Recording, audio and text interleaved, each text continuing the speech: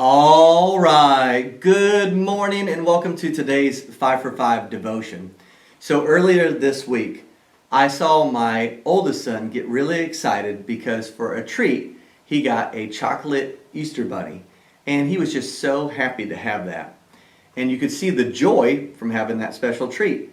But later, I saw his joy vanish when he opened up our freezer door and saw that my wife had bought his favorite dessert, lime popsicles.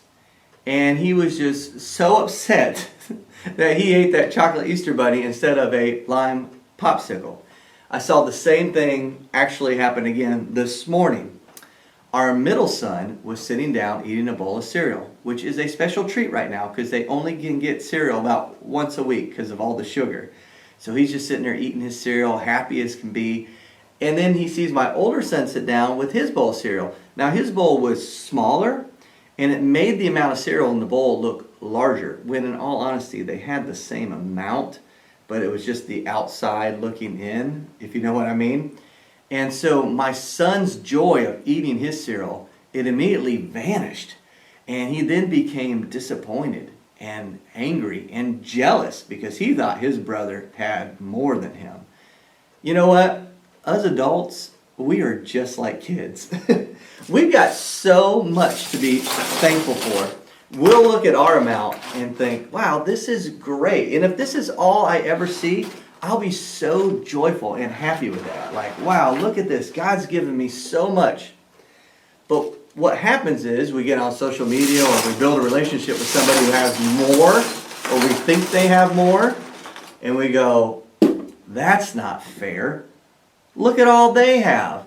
And immediately the joy in our life is robbed. It's taken away. It vanishes because we're focusing on the comparison of their life and all that they have. Paul speaks about this in Galatians 6:4. He says, pay careful attention to your own work, for then you will get the satisfaction of a job well done, and you won't need to compare yourself to anyone else. I believe it was Theodore Roosevelt who said, comparison is the thief of joy. I believe that. When we compare ourselves to others in a negative way, it just robs us of our joy. Not only does it rob us of the joy of what we have, it robs us of the joy of the relationship with that person. Sometimes when somebody has more, a bigger house, maybe we think they got a better family or a better job, we start to not like that person, or we start to get jealous of them.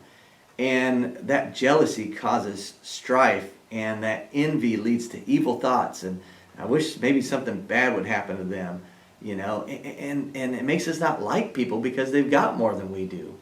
But if we had never even paid attention to what they had, we wouldn't even care about it. That's why Paul says, look, just pay careful and close attention to what you have. And then you'll be so excited about that. You know, I don't always believe that comparison is a bad thing.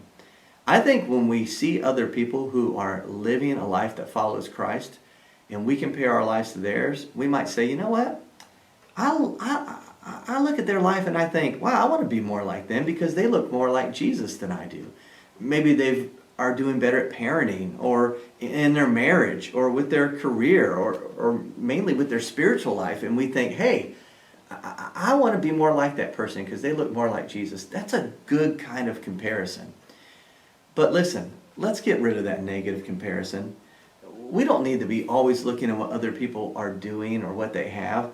Let's stay focused on what God's doing in our life and be so excited and so happy with that. That's called choosing joy.